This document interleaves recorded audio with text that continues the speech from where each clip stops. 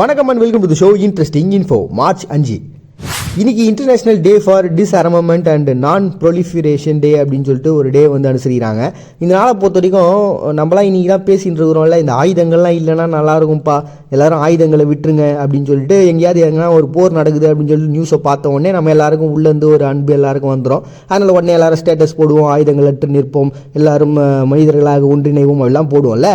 இந்த எண்ணம் இப்போ தான் உருவாச்சா அப்படின்னா கண்டிப்பாக கிடையாது. 1899 எல்லா நாடுகளும் உட்காந்து இதுக்கான முடிவெல்லாம் எடுத்துருக்குறாங்க. ஆனால் அதுக்கப்புறம் பார்த்தீங்கன்னா அது பெரிய லெவலில் கண்டுக்கல. அப்புறம் 1907 மறுபடியும் இதே மாதிரியான எல்லாம் உட்காந்து பேசி ஆயுதங்கள் இல்லாமல் இருக்கலாமா அப்படின்னு சொல்லி பேசினே இருந்தாங்க. அப்பயும் அது ஒரு பெரிய லெவலில் பெரிய ஹிட் ஆகலை.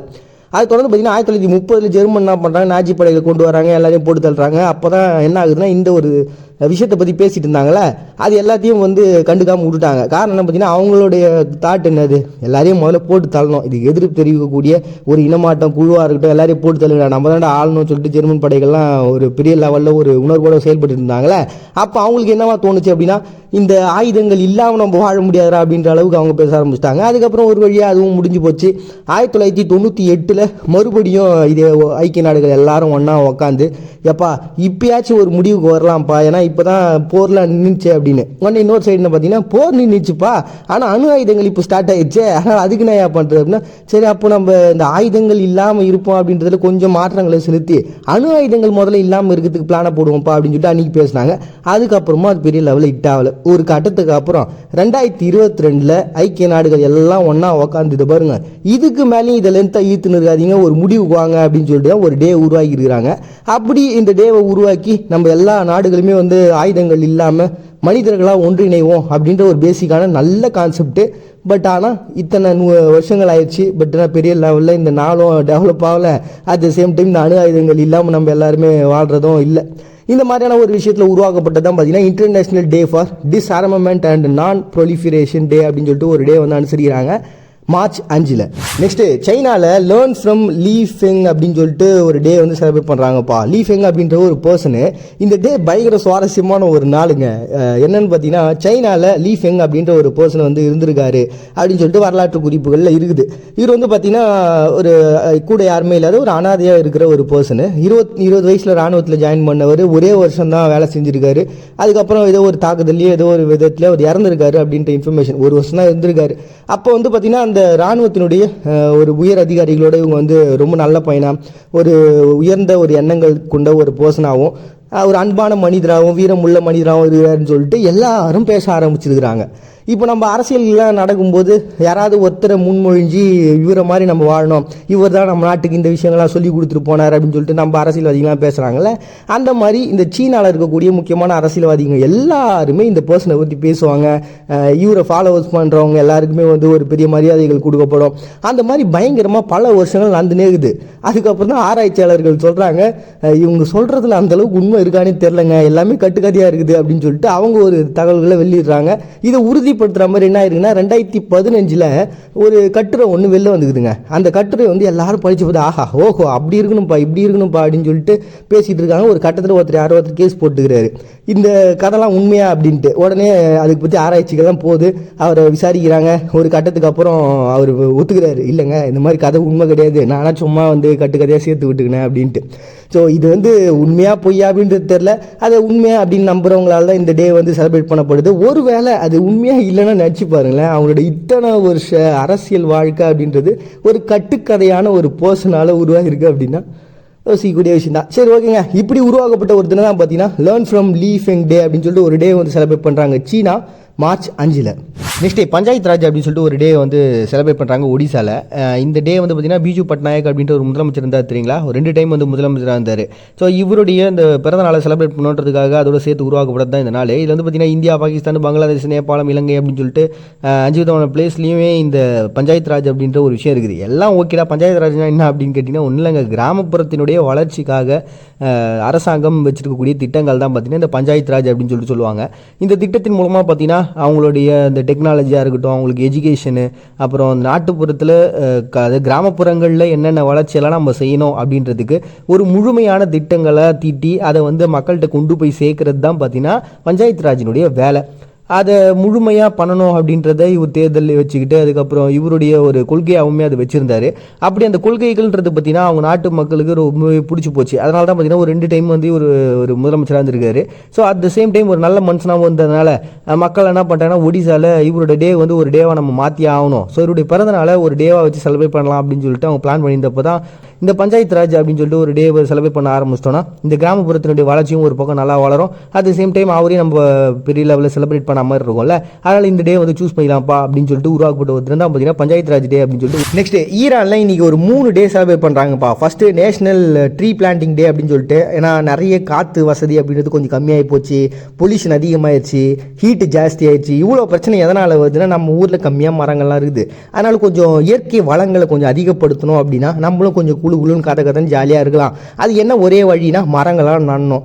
அது நடுறதுக்கான என்னப்பா அப்படின்னு சொல்லிட்டு தான் பார்த்தீங்கன்னா தலைவர்கள் எல்லாம் ஒன்றா சேர்ந்து பாருங்கள் எல்லாரும் இப்படி தான் மரம் நடணும் அப்படின்னு சொல்லிட்டு அந்த ஃபோட்டோலாம் எடுத்து உடனே பத்திரிகைகள் எல்லாத்துலேயும் போகல, அந்த மாதிரி ஒரு பெரிய விளம்பரம்ன்றது நடக்கும். அதை தொடர்ந்து பார்த்தீங்கன்னா நிறைய மக்களும் வந்து மரங்களை நடுவாங்க. இந்த மாதிரியான ஒரு விஷயங்களை ஊக்குவிச்சு எல்லாரும் மரத்தை நடுங்கப்போ நம்ம ஜாலியாக இருக்கலாம் அப்படின்றதுக்காக இந்த டே உருவாக்கி இன்னைக்கு நேஷனல் ட்ரீ பிளான்டிங் டே அப்படின்னு சொல்லிட்டு செலிப்ரேட் பண்ணுறாங்க. அட் த சேம் டைம் இன்னைக்கு பார்த்தீங்கன்னா சேரிட்டி டே அப்படின்னு சொல்லிட்டு, இது வந்து பார்த்தீங்கன்னா இமாம் கொய்மேனி அப்படின்ற ஒரு பர்சன், இவர் 1979 பார்த்தீங்கன்னா இதை நிறுவனார். பட் ஆனால் உண்மையாகவே சேரிட்டி ஃபண்ட் இது எல்லாமே பார்த்தீங்கன்னா 1964 தொடங்குது. அப்பயே சின்ன சின்ன அமைப்புகள்லாம் இருந்தது. அதாங்க இந்த காசுலாம் வசூல் பண்ணி இல்லாதவங்களுக்கு கொடுப்பாங்கல்ல, அந்த மாதிரியான ஒரு சேரிட்டி தான். ஸோ இவர் ஓப்பன் பண்ணதுக்கப்புறம் பார்த்தீங்கன்னா ஒரே வருஷத்தில் அது பயங்கர ஃபேமஸ் ஆகுது. இவர் அரசியல்வாதியில் அப்போ ஈஸியாக ஃபேமஸ் ஆகிடும். ஒரு கட்டத்துக்கு அப்புறம் பார்த்தீங்கன்னா இவர் எதுக்காக இதை ஸ்டார்ட் பண்ணார்னா, இந்த அரசியல்வாதிகளில் கைதிகளாக இருக்கிறாங்களே அவங்களுடைய ஃபேமிலிக்கெலாம் ஹெல்ப் பண்ணலான்றதுக்கு தான் ஃபஸ்ட்டு ஸ்டார்ட் ஆச்சு. ஆனால் நிறைய பேர் ஃபண்டு கொடுக்க இதை வந்து ஏழை அது அப்படியே தொடர்ந்து பார்த்தீங்கன்னா ஏழைகளுக்கு கொடுக்க ஆரம்பித்தாங்க. அதை தொடர்ந்து அப்படியே நிதி உதவிகள் இந்த பெண்களுக்கு கொடுக்குறது அப்படின்னு ஸ்டார்ட் ஆச்சு. அப்புறம் இந்த கல்வியில் பைசா கட்ட முடியாமல் படிக்க முடியாமல் கஷ்டப்படுறாங்களே பசங்க, அவங்களாம் கொடுக்கலாம் அப்படின்னு சொல்லிட்டு இன்றைக்கி பயங்கர பிரம்மாண்டமான ஒரு பெரிய அமைப்பாக அது மாறிடுச்சுங்க. அதுலேயும் பார்த்தீங்கன்னா இது வந்து அஜர்பைஜானு, ஆப்கானிஸ்தானு, பாகிஸ்தானு, லெபனான்னு சொல்லிட்டு இஸ்லாம்கள் அதிகமாக இருக்கக்கூடிய பகுதிகளில் வந்து இவங்களுக்கு நிறைய ஃபண்டுன்றது வர ஆரம்பிச்சுது. அதேமாதிரி இவங்களும் பார்த்தீங்கன்னா அங்கே இருக்கக்கூடிய மக்கள் ஹெல்ப் பண்ணுறதுன்றது அதிகமாகி இன்றைக்கி ஒரு பெரிய லெவலில் அந்த சேரிட்டின்றது இருக்குது அவங்க ஊரில். ஸோ அதனால் அதை செலிப்ரேட் பண்ணுறதுக்காக உருவாக்கப்பட்ட ஒரு தினம் தான் பார்த்தீங்கன்னா சேரிட்டி டே அப்படின்னு சொல்லிட்டு செலிப்ரேட் பண்ணுறாங்க ஈரானு. ரிவிலேஷன் ஆனிவர்சரி டே அப்படின்னு சொல்லிட்டு ஒன்று கிர்கிஸ்தான், அதாவது ஈராக்கில் இருக்கக்கூடிய இடத்துல வந்து பார்த்தீங்கன்னா இது பயங்கர செலிப்ரேட்டோட பண்ணுறாங்க பொது விடுமுறையோட. இது வந்து பார்த்தீங்கன்னா 1992 இதை ஃபஸ்ட்டு வந்து ஸ்டார்ட் பண்ணியிருக்காங்க. இது வந்து எதுக்காக உருவாக்கப்பட்டது அப்படின்னு பார்த்தீங்கன்னா, இந்த சதாம் ஹுசேன் இருக்கார் இல்லையா, அவர் வந்து போனதுக்கப்புறம் யாரா இந்த தலைமை பொறுப்பை ஏற்கிறது அப்படின்னு சொல்லிட்டு அவங்க நாடுகளுக்குள்ளேயே நிறைய பிரச்சனைகள் வந்து ஸ்டார்ட் ஆச்சு. அது வந்து ஒரு மிகப்பெரிய கிளர்ச்சிகள்லாம் உருவாச்சு. ஒரு பக்கத்தில் ஒரு கூட்டமாக ஒரு ஆதரவு தெரிவிப்பாங்களே, அப்படி பர்சன்ஸ்லாம் எல்லாம் ஒன்றா சேர்றாங்க. இன்னொரு பக்கம் பார்த்தீங்கன்னா சதாம் ஹுசேனுக்கு கீழே இருந்தவங்களாம் இருக்காங்களே, அவங்க அவருடைய பேரை பாதுகாக்கணும்னு சொல்லிட்டு அவங்களுக்கு ஆப்போசிட்டாக நிற்கிறாங்க. இப்படி ஒரு கிளர்ச்சிகளை வந்து அடக்கிறதுக்காக இவங்க பயங்கரமாக ட்ரை பண்ண, அதை ஒடுக்கணுன்றதுக்காக இன்னொரு குரூப் கிளம்ப அப்படின்னு சொல்லிட்டு ஒரு பெரிய பிரச்சனையாக போயிட்டே இருந்ததுங்க. அதுதான் பார்த்தீங்கன்னா ஒரு கட்டத்தில் அந்த கிளர்ச்சிகள்ன்றது பெரிய லெவலில் இந்த கரெக்டாக 5ஆம் தேதின்றது டெவலப் ஆச்சு. அதோட பார்த்தீங்கன்னா இப்போ 7ஆம் தேதியும் ஒரு டே வரும், இது சம்மந்தப்பட்ட டே. 13ஆம் தேதியும் ஒரு டே வருது, இது சம்மந்தப்பட்ட டே. என்ன பண்ணுறாங்கன்னா ஒன்றும் இல்லைங்க, சதாம் ஹுசேன் போனதுக்கப்புறம் யாருப்பா தலைமை பதவி ஏற்கிறது அப்படின்னு சொல்லிட்டு குழுக்களாக அங்கங்கே சண்டை போட்டுக்கிறாங்க. அதுதான் இந்த நாள். அதுலேயும் பார்த்தீங்கன்னா கடைசியாக ஒரு வழியாக சதாம் ஹுசேனுடைய ஆதரவாளர்கள் என்ன பண்ணாங்க, இவங்களை அடக்கி ஒடுக்கிட்டாங்க. இருந்தாலும் இதில் பாதிக்கப்பட்டவங்களுக்குலாம் ஒரு டே வந்து உருவாக்கி ஆகணும்னு சொல்லிட்டு உருவாக்கப்பட்ட ஒரு தினம் தான் பார்த்தீங்கன்னா இந்த ரிவிலேஷன் ஆனிவர்சரி டே அப்படின்னு சொல்லிட்டு குர்திஸ்தானில் மெயினாக இதை செலிப்ரேட் பண்ணுறாங்க ஈராக்கில் மார்ச் 5. நெக்ஸ்ட் ஸ்கவுட்ஸ் டே அப்படின்னு சொல்லிட்டு தாய்வான் ஒரு டே வந்து செலிப்ரேட் பண்ணுறாங்கப்பா. 1910 வந்து அவங்களுடைய சாரணர் இயக்கம் அப்படின்றது உருவாச்சு. அப்படி நிறுவன அந்த நாளை தான் பார்த்தீங்கன்னா இவங்க சூஸ் பண்ணியிருக்காங்க. 1939 11,000 பேரோடு இருந்தது. 1941 பார்த்தீங்கன்னா கிட்டத்தட்ட 5,70,000 பேர் வரைக்கும் வந்தாங்களாம். அதுலேயும் பார்த்தீங்கன்னா சீனா ஜப்பானுடைய அந்த போரில் இவங்க தான் ஒரு மிகப்பெரிய பங்கு கொடுத்துருக்காங்க. இவங்க சாரணர் இயக்கத்தில் பார்த்தீங்கன்னா மொத்தமாக ஒரு 5 பிரிவுகள் இருக்காங்க. அதாவது வயசு கேட்டகரிக்கு ஏற்ற மாதிரி இந்த 10 வயசுலேருந்து, அதாவது 5 வயசுலேருந்தே இவங்களுக்கு ஸ்டார்ட் ஆகுது. ஸோ இப்படி ஒரு 5 கேட்டகரி வச்சுருக்காங்க. அதில் ஒரு என்ன சொல்கிறது, இளம் வயதெல்லாம் தாண்டவங்க தான் பார்த்தீங்கன்னா இந்த போரில் பங்குக்கிறது, இந்த மாதிரியான விஷயங்கள். சாரணர் இயக்கம்னா தெரியும்ல, நம்ம ஸ்கூல்லாம் படிக்கும்போது ஸ்கவுட் பாய்ஸ் அப்படின்னு சொல்லிட்டு வருவாங்க. எல்லாம் ஒரே மாதிரி ஒழுக்கமாக இருக்கணும், அவங்களுக்குன்னு சில விதிமுறைகள் இருக்கும், எல்லாரும் ஒரு பாட்டு பாடுவாங்க நெஞ்சில் கை வச்சுக்கின்னு. ஸோ அந்த ஒரு அழகான ஒரு கட்டுப்பாடு அப்படின்றது பார்த்தீங்கன்னா ஒரு இராணுவத்துக்கு இணையான ஒரு பேசிக். இப்போ இராணுவத்தில் ஜாயின் பண்ணணும் அப்படின்னா பேசிக்கான ஒரு குவாலிஃபிகேஷனாக இந்த ஸ்கவுட்ஸ்லாம் இருக்கும். ஸோ அப்படிப்பட்டது தான் பார்த்தீங்கன்னா இந்த சாரணர் இயக்கம். அந்த இயக்கம் உருவானதான் பார்த்தீங்கன்னா இவங்க ஸ்கவுட் டே அப்படின்னு சொல்லிட்டு தாய்வான் செலிப்ரேட் பண்ணுறாங்க மார்ச் 5. நெக்ஸ்ட் கல்பாக் டே அப்படின்னு சொல்லிட்டு கிர்கிஸ்தான் ஒரு டே வந்து செலிப்ரேட் பண்ணுறாங்கப்பா. இது வந்து கல்பாக் அப்படின்றது பார்த்தீங்கன்னா ஒரு தொப்பி. இதை வெறும் தொப்பி நான் சொன்னேன், என்னை கிர்கிஸ்தான் பக்கம் போனால் கொன்னே புதைச்சிருவாங்க. ஏன்னா அந்த அளவுக்கு ரொம்ப முக்கியமான ஒரு விஷயமா அவங்க நாட்டில் இருக்கவங்க பார்க்குறாங்கப்பா. இது வந்து ஒரு தலை கிரீடமாக பார்க்கப்படுது, அவங்களுடைய தலைக்கவசம். இது சிம்பிளாக சொல்லணும் அப்படின்னா, இப்போ நம்ம பஞ்சாபிஸ்லாம் வந்து தலைப்பாக்கட்டு கட்டுறாங்களே, அது எவ்வளோ புனிதமான ஒன்றா அவங்க பார்க்குறாங்க. அதே சேம் விஷயமா தான் பார்த்தீங்கன்னா இந்த கிர்கிஸ்தான்லையும் அந்த கல்பக் அப்படின்ற அந்த தொப்பியை வந்து ரொம்பவுமே முக்கியமாக பார்க்குறாங்க. இது வந்து எப்படின்னா அவங்க ஊரினுடைய கிளைமேட்டுக்கு வந்து எல்லாருமே ரெகுலராக யூஸ் பண்ணுற ஒன்றா இருக்குது. ஸோ இது ஆதி காலத்துலேருந்து அவங்க யூஸ் பண்ணுறதுனால இது ஒரு தேசிய தொப்பியாகவே மாற்றிட்டாங்க. இது வந்து ஒரு கிட்டத்தட்ட ஒரு 80 வெரைட்டியில் இந்த தொப்பி இருக்குங்க. இது வந்து எந்த அளவுக்கு அவங்க புனிதமாக பார்க்குறாங்கன்னா, இப்போ யாராவது இதை தொலைச்சிட்டாங்கன்னு வச்சுங்களேன், அவங்க ஒரு அதிர்ஷ்டசாலியாக இல்லாமல் பார்ப்பாங்க, புத்திசாலி இல்லாத ஒரு பர்சனு, ஒரு ஒழுக்கம் இல்லாத ஒருத்தனா பார்ப்பாங்களாம். ஒருவேளை அதை மெரிச்சிட்டோம் இல்லாட்டி அதை தூக்கி தூரம் போட்டுட்டோம் அப்படின்னா அது ஒரு அவமரியாதைக்குரிய ஒரு குற்றமாக பார்க்கப்படும். அவங்களுக்கு தண்டனைலாம் கூட கொடுப்பாங்களாம். அந்த அளவுக்கான ஒரு முக்கியமான ஒரு விஷயமா இதை பார்க்குறாங்க.